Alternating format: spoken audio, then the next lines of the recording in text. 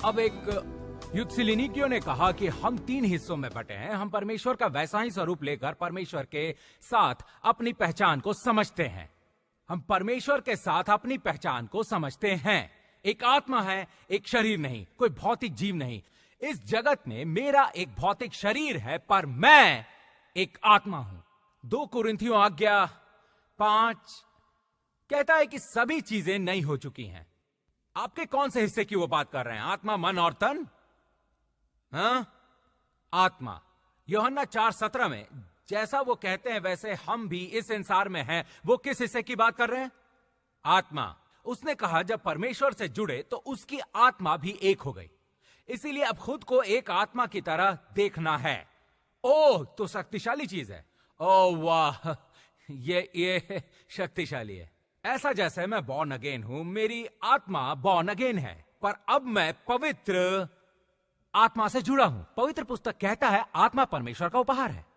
तो अब अगर पौलुस की लिखाई पत्री पर ध्यान देंगे तो वो कई बार कहेंगे कि उसमें है और यीशु में है। मैं चाहूंगा आप खुद को परमेश्वर से जुड़ा हुआ देखें। आप एक आत्मा है। प्रभु से जो भी जुड़ा है, आप उसमें एक आत्मा है। आप विवाहित हैं, आपकी मंडली है। पवित्र आत्मा सिर्फ आपकी आत्मा से बातें कर सकती है। आप उसमें से एक हैं, उसके साथ सटे हुए हैं। परमेश्वर स्तुति, हालेलुया। अब आप उसके कहने को समझने लगते हैं जब वो यीशु में और हम जो यीशु में है वगैरह वगैरह, तब वो हमसे कह रहे हैं आप यीशु में हैं। आप ही वो हैं जो अभिषेकित हैं। आप ही हैं वो जो अभिषेकित हैं। अब मैंने सोचा कि आज तो हमें इफिसियों 1 और 2 को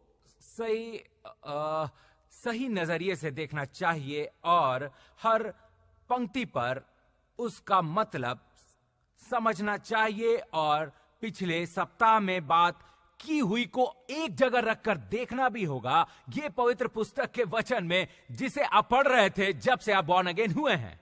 और फिर बताऊंगा कि आपके सोचने का तरीका कैसा हुआ है। खैर, वो मेरे तन और मन की बात कर रहे हैं। देखिए, परमेश्वर के वचन के बिना आपको अपनी आत्मा की जानकारी भी नहीं थी। जिसने सब बदल दिया, उसने मेरा नजरिया बदल दिया, उसने मेरी सोच को बदल कर रख दिया। उन सब को जो मैं सोचा करता था, उन सब को जैसे मैंने पहले कहा, उस नजरिए से देखने पर सब कुछ बदलना ही था। अब ये वचन प्रचारकों से कहता है कि अगर आप इसके अलावा किसी और सुसमाचार का प्रचार करें तब वो शायद सिर्फ एक की ही बातें करेंगे। जानते हैं सुसमाचार क्या है? सुसमाचार यह है कि यीशु ने अपनी बलि दी जिससे आपको वो सब मिल सके जिसके लिए आपने मेहनत नहीं की, और यीशु ने बलि दी जिससे आपको नियमों के बंधन में और नहीं रहना होगा। यही है सुसमाचार, और इसे आपने नहीं कमाया या लायक है, पर ये मुफ्त चीजें सब जगह फैली हैं और आप पर उस पाप का निर्णय लिया जाएगा। वो होगा उस पर विश्वास न करना। आपने मुक्त होने के एकमात्र रास्ते को इनकार कर ही आप एक अक्षम्य पाप करने के भागी हो सकते हैं। ये पढ़ते पढ़ते वो तब की बात करेगा कि पाने से पहले आप कैसे हुआ करते थे। तो इन सभी परिवर्तनशील चीजों के बारे में जो मैंने कहा, जिसे आप सही नजरिए से देखें और कहने लगे कि ये तो सामने है, ठीक हमारे सामने, वो तो जानते हम क्या कर रहे हैं। पिछले कुछ सप्ताह से मैं आप में उससे पाने की मानसिकता बना रहा हूं। हम इफिसियों 1-2 को नहीं समझ सकते अगर नहीं समझते आत्मा, मन और तन को। ठीक है, देखते हैं क्या होता है इस आत्मा की समझ का। और मैं आपको बुलाऊंगा। मुझे प्रभु ने कहा कि जाकर नए नियम को फिर से पढ़ो और उसके टुकड़े टुकड़े कर दो। मैं अपने लिए एक नई पवित्र पुस्तक मंगा दूंगा। उसे खुर्दबीन के नीचे रखकर हम फिर से देखेंगे और सोचता हूं धर्म ने कहां धोखा दिया, वो आप समझ जाएंगे। तैयार? चलिए इफिसिया आ गया एक। ये उपदेशक पौलुस की पत्री है जिन्होंने इसे अच्छी तरह समझा है। वचन 1, पौलुस की ओर से जो परमेश्वर की इच्छा से यीशु मसीह का प्रेरित है, उन पवित्र और मसीह यीशु में विश्वासी लोगों के नाम जो इफिसुस में है, आपको अनुग्रह शांति मिलती रहे। क्योंकि अनुग्रह ही करता है। वो शांति देता है। अनुग्रह आपको शांति देता है। अनुग्रह ऐसी शांति देता है जो आपने पहले कभी नहीं देखी। ठीक है, हमारे पिता परमेश्वर और प्रभु यीशु मसीह की ओर से तुम्हें अनुग्रह और शांति मिलती रहे। अब देखिए, सबसे पहले उसने क्या कहा है? आशीष। अब हम आशीष का मतलब जानते हैं, यह जीवन के हर क्षेत्र में सफल होने की शक्ति है। और उसने कहा, हमारे प्रभु यीशु मसीह के परमेश्वर और पिता का धन्यवाद हो कि उसने हमें, इसे देखिए, यीशु मसीह, उसने हमें भूतकाल पहले ही कर दिया। उसने हमें क्या? मसीह हमें स्वर्गीय स्थानों में सब प्रकार की आशीष दी है। अब देखा आपने, उसने क्या कहा? अब आप समझ गए आत्मा, मन और तन को। हमें कहने का उनका मतलब है, हमारे अपने परमेश्वर से है। हमारे परमेश्वर के पास पहले ही सफल होने की शक्ति है। आपको पहले ही सभी आशीष मिल चुका है। अब मैं चाहता हूं कि आप सोचें, परमेश्वर से आशीष पाने के कितने उत्सुक हैं, और परमेश्वर के नजरिए से कहते हैं, मैंने तुम्हें सब दे दिया है। मैं तो दे चुका हूं। मैंने सब कुछ दे दिया है। अब कुछ देने के लिए नहीं बचा। मैं पहले ही तुम्हें सब दे चुका हूं। उसे जमा कहां किया गया? आपकी आत्मा में। आपको पहले ही आशीष दिया जा चुका है। सभी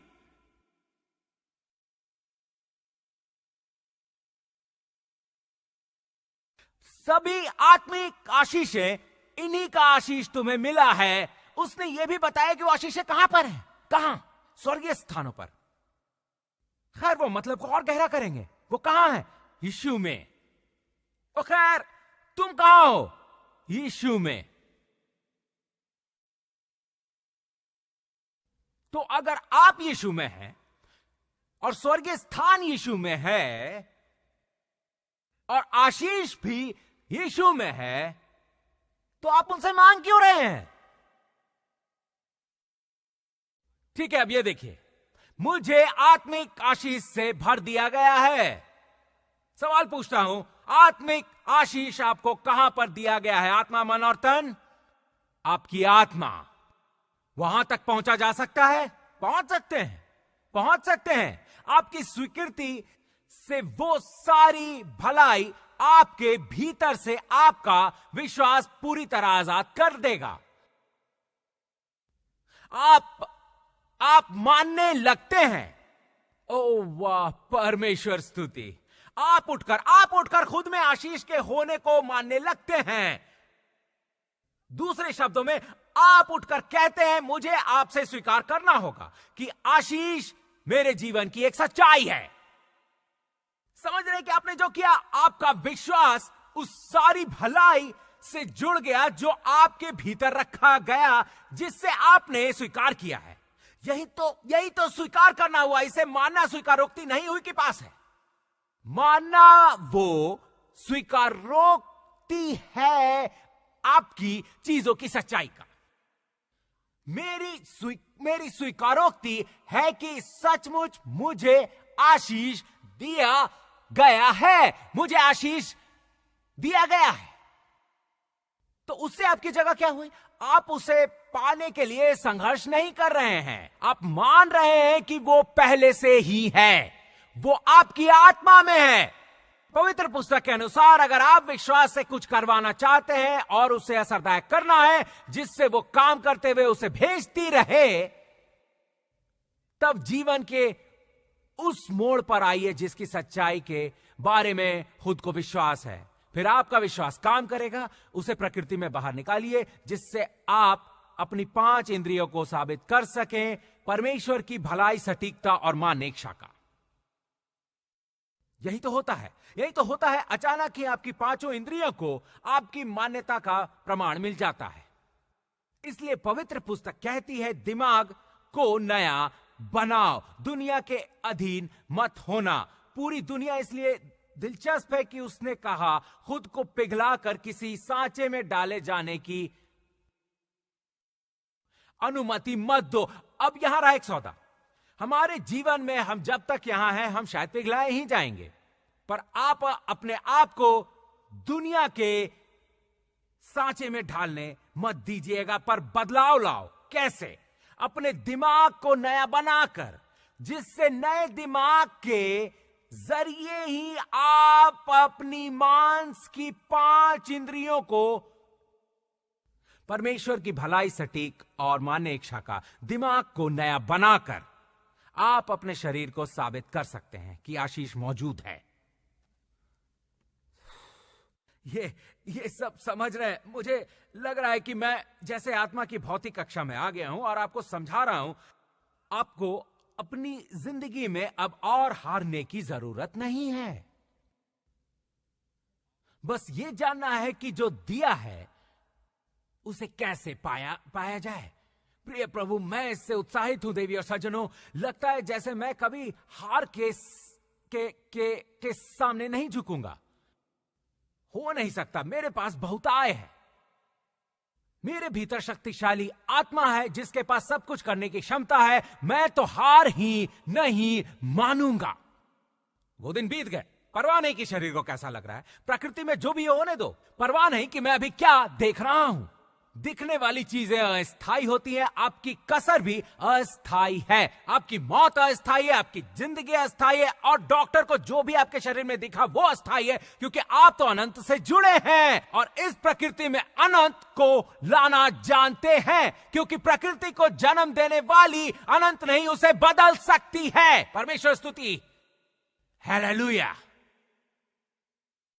आप समझ रहे हैं? मुझे आपको वही रोक देना चाहिए था। आप जानते हैं ना, ओ प्रिय प्रभु, आप हार नहीं मान सकते। वो मनुष्य से मैं परमेश्वर के बारे में एक बार कहा था मनुष्य। उसने कहा मैं मनुष्य नहीं। मैंने कहा ओके प्रभु, क्योंकि उसने कहा मैं मनुष्य नहीं कि झूठ बोलूंगा। प्रभु आपने सुना उसने क्या कहा? मैंने पहले ही तुम्हारे काम किए बिना, तुम्हारे अधिकार में नहीं होते हुए, बिना उसके कमाए हुए, मेरी खुशी के कारण मैं तुम्हें देना चाहता था। मैं तुम्हें सब कुछ देना चाहता था। सभी आशीष मैं देना चाहता था, इसलिए दिया। अपनी इच्छा को प्रसन्न करने तुझे दिया है, तो इसके लिए डिंगे हाँकते मत घूमना। सबसे पहले तो तुम्हें निकालने का तरीका सीखना होगा। अगर मैंने तुम्हारे खाते में $100 लाख डालने का फैसला किया और तुम्हें खाता नंबर भी बताना हो, आपके खाते में 100 लाख है, फिर भी आप फटे हाल जी रहे हैं। उस खाते पर आपका नाम है, पर निकालने के लिए उसका नंबर नहीं है। मैं तुम्हें वही निकालने की पद्धति बता रहा था। विश्वास का उद्देश्य है अनुग्रह से जुड़ना। समझ रहे हैं क्या? चलो कोई तो बोला। विश्वास अनुग्रह से जुड़ता है। जो मैंने नहीं कमाया या लायक नहीं, उन सभी वस्तुओं से विश्वास जुड़ता है। जो मैंने नहीं मांगा, उनसे भी विश्वास जुड़ता है। मुझ पर किए गए प्रेम पर विश्वास जुड़ता है, जिसे विश्वास से पाया जा सकता है। अब विश्वास की बात सही लगती है। पहले तो लोग विश्वास करना सीखते थे जिससे वो कुछ पा सकें। वो नहीं चाहते थे कि वो कहां से आ रहा है। मैं सिर्फ बताना चाहता हूं, लेकिन अब क्या हो रहा है? उसकी दृष्टि तो आपके पास है, पर आपका विश्वास आपकी आत्मा में डूब रही है, क्योंकि आपका विश्वास ही वो चीज है जो उससे संपर्क बना सकती है, क्योंकि उस स्रोत से संपर्क करने का कोई तरीका नहीं है जिसे हमारी आत्मा में जमा किया गया है। आप इसे समझ रहे हैं? समझ जाएंगे। मैं प्रतिबद्ध हूं। मैं इसका बार बार प्रचार करता रहूंगा। ध्यान दीजिए, मैं वही बात दोहरा रहा हूं। मैं सिर्फ दूसरा रास्ता अपना रहा हूं, क्योंकि वो अलग सोचते हैं और खुशकिस्मती से आपको भी वही रास्ता मिल सकता है। अब ये देखिए प्रिय प्रभु, बस वचन 3 है। ठीक है, देखिए, जैसा कि उसने हमें चुना, ठीक है, आत्मा, मन और तन से। हाँ, जैसे उसने चुना जगत की उत्पत्ति से पहले हमें चुन लिया कि हम उसके निकट और पवित्र हो। आपका कौन सा हिस्सा पवित्र होगा, आत्मा, मन या तन? तुम पवित्र हो, अभी पवित्र आत्मा हो। अभी जितनी हो सकती है उतनी तुम्हारी आत्मा पवित्र है। आपकी आत्मा उतनी धार्मिक है जितनी हो सकती है। आपके जीवन भर, अनंत काल तक और सब कुछ समूची दी गई है। आपकी आत्मा परिपक्व है, एकदम सटीक है, जैसा कि यीशु ने कहा था, और परमेश्वर के अनुसार उनकी योजना नींव से ही है। जैसा कि यीशु ने कहा था और परमेश्वर के अनुसार उनकी योजना नींव से ही है। इसे देखिए, तुम्हारी आत्मा उसके प्रेम में दोष रहित है। आपकी आत्मा में कोई दाग या कर्ज का बोझ नहीं है, इसमें शक नहीं है। सुनिए, अगर कोई कर्ज हो तो तुम नहीं चाहोगे कि आप उनके साथ रहना या उनके पास जाना पसंद नहीं करते जिनको आपको कुछ देना है।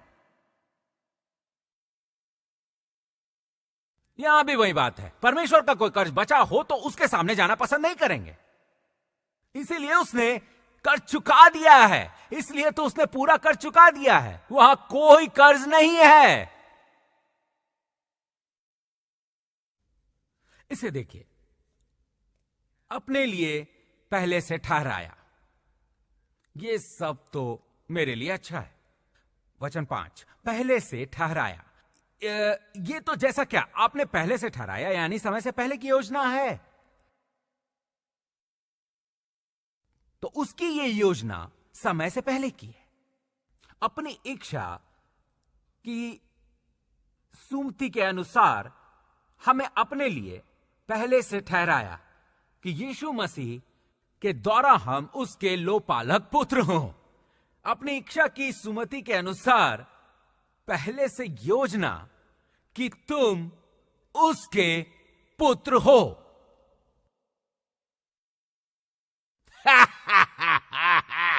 परमेश्वर स्तुति। आप तो यह भी नहीं मानेंगे कि आप परिवार का हिस्सा हैं। आपकी पहचान से पहले उसने योजना बना दी थी, और आप अपने असलियत और नाम की बजाय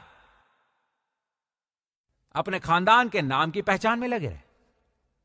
स्वर्ग लोक के परमेश्वर की स्तुति हो। ठीक है, अब इसे देखिए, ये सब यही है।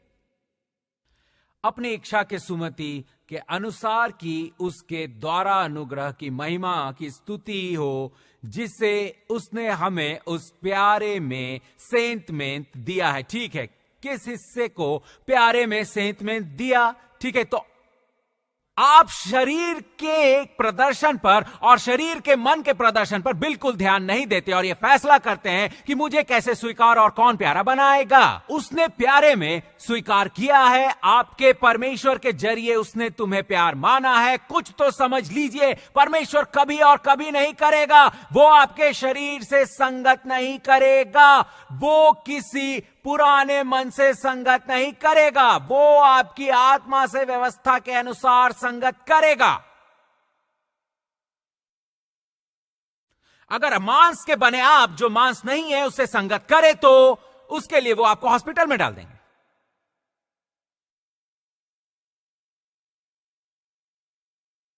क्योंकि परमेश्वर जानते हैं कि भौतिक चीजों का साथ भौतिक चीजें ही होती हैं। इसीलिए आत्मा का क्षेत्र भौतिक क्षेत्र के साथ ही चलता रहता है, वो एक ही समय चलते रहते हैं। और पवित्र पुस्तक ने इतनी दिलचस्प बात कही है कि आप अजनबियों का मनोरंजन कर रहे हैं तो अनजाने में स्वर्गदूतों की सेवा कर रहे हैं, क्योंकि उनमें भौतिक रूप लेने की क्षमता है, पर उसमें वो सच नहीं हो जाते क्योंकि वो एक ही दिन दिखते हैं। वचन को वो नजरिया जिसमें वो है, यही बात उन्हें सच बना देती है। वो मुझे दिखे या नहीं दिखे, पर विश्वास है कि वो है। देखिए, ठीक है, से देखिए। ओ, देखते हैं हम कहां पर हैं। वचन 7, हमको उसमें उसके लोहू द्वारा छुटकारा, हमको उसमें उसके लोहू द्वारा छुटकारा अर्थात अपराधों की क्षमा उसके अनुग्रह के धन के अनुसार मिला। अब उन्हें अनुग्रह का धन मिला कितना? मैं तुम्हें मुक्त कराऊंगा गरीबी, बीमारी से, आत्मा के स्वास्थ्य से। ठीक है, आपका कौन सा हिस्सा पहले से ही मुक्त है? आपकी आत्मा। आपका सब आत्मा, तन और मन खरीदा जा चुका है। सिर्फ आपकी आत्मा को पूरी तरह मुक्त किया गया है। अब आप विश्वास के द्वारा फायदा उठाकर अपने दिमाग को नया बनाकर अपनी आत्मा में से मुक्ति को बाहर निकाल कर रखिए, आपके प्राकृतिक क्षेत्र पर असर करने लगे। पर यीशु के लोहू खरीदने के जरिए और उसके अनुग्रह के धन के अनुसार आपके भूत, वर्तमान, भविष्य के अपराधों को क्षमा कर दिया गया है। आपके भूत, वर्तमान, भविष्य के अपराधों को क्षमा कर दिया गया है। उम्मीद करते रहिए कि यीशु 2000 में नहीं मरे होते तो आपके अपराधों को क्षमा करने के लिए उन्होंने बलि देकर एक बार ही आपके भूत, वर्तमान और भविष्य काल के अपराध को क्षमा कर दिया। कोई कहेगा खैर वो आपके पापों का फैसला सुनाएंगे। नहीं, वो पापों के लिए फैसला सुनाएगा। कैसा पाप? अविश्वास का पाप, अविश्वास का पाप। नहीं, आपने किसी को गाली दी, अपने लहू से उसने पहले ही क्षमा कर दिया है। नहीं, आपने ये किया, उसने अपने लहू से पहले ही क्षमा कर दिया है। उसने सभी पाप माफ कर दिए हैं। सिर्फ अविश्वास के जिस पर फैसला किया जाएगा। मैं समझ सकता हूं क्योंकि उसने निकलने का रास्ता बताया है और आपने टाल दिया है। उसका अनुग्रह धनी है, वो धनी है। ठीक है, अब इसे देखिए, देखते हैं क्या लिखा है। जिसे उसने सारे ज्ञान और समझ सहित हम पर बहुताय से किया। मेरी आत्मा समझदार है, वो परमेश्वर की समझ से बनी है। उसने अपनी इच्छा का भेद उस सुमति के अनुसार हमें बताया जिसे उसे अपने आप में ठान लिया था। और वो क्या है वो भी वो हमें बताने जा रहा है कि समयों के पूरे होने का ऐसा प्रबंधन हो जो कुछ स्वर्ग में है और जो कुछ पृथ्वी पर है, सब कुछ वो मसीह में एकत्र करें। मुझे नहीं लगता कि लोग समझेंगे कि हम कहां जाने को तैयार हैं। जहां हम जाने को तैयार है वहां पर तो हम जा ही नहीं सकते, क्योंकि आत्मिक क्षेत्र की सीमा यहां से यहां तक है और शरीर के क्षेत्र यहां तक है। परमेश्वर इन सबको जोड़ना चाहता है। वो चाहता है कि वो सब उसमें मिलकर एक हो जाएं।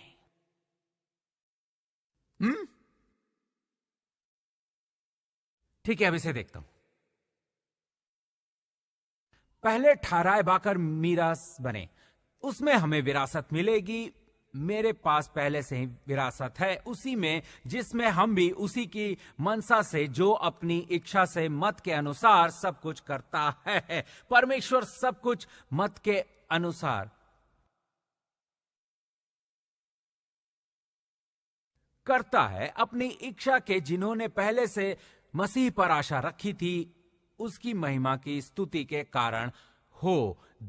ध्यान दीजिए, इसी में तुम पर भी जब तुमने सत्य का वचन सुना, ठीक है, तुमने सत्य का वचन सुना जो तुम्हारे उद्धार का समाचार है और जिस पर तुमने विश्वास किया। अब आपने विश्वास किया सत्य के वचन पर और उद्धार का सुसमाचार सुनकर विश्वास कर आप बॉर्न अगेन हो गए हैं। क्या आप समझ रहे हैं? ठीक है, अब आप बॉर्न अगेन हो गए। उसने कहा आपने माना। वो कहता है कि प्रतिज्ञा किए हुए पवित्र आत्मा की छाप लगी, तो उसने सारी भलाई के लिए उस पर छाप लगाया और उसने कह दिया भलाई निकल नहीं सकती, बुराई जा नहीं सकती। वो आपके किस हिस्से की बात कर रहा है? आपके आत्मा, मन और तन। आपकी आत्मा। अगर आपकी आत्मा पर छाप लगी है जिसमें सारी भलाई अंदर है और जिसमें बुराई प्रवेश नहीं कर सकती, अब आपकी आत्मा मुक्त कर दी गई है। अब आप स्वर्ग में जाने वाले बॉर्न अगेन की सभी कसौटियां पार कर चुके हैं, उस पर विश्वास रखिएगा।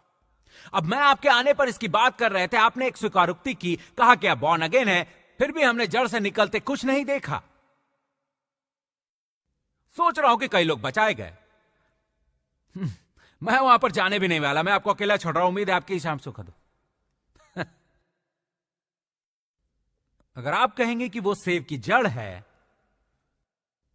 उसमें से कोई सेब भी नहीं निकला, आप उसके सेब के पेड़ होने का निर्णय नहीं कर सकते। उस पर कभी सेब दिखाई नहीं पड़े। आप कहते हैं कि एक सेब की जड़ है, पर मैंने तो इस पर कोई सेब नहीं देखा। ओ, तुमने सुना मैंने कहा वो सेब की जड़ है, सब रट रहे हैं, पर मैंने वो सेब ही नहीं देखा। तुम कहते हो कि तुम्हें बचा लिया गया है।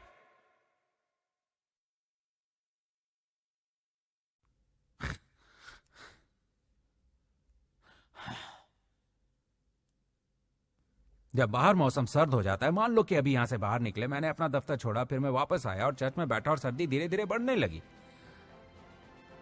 मैं बता सकता हूं कि सर्दी है, कपकपी है। मैंने कहा ठंड है, देख सकते हैं। तुमने कहा मैं बच गया, आपको अब देखना तो चाहिए।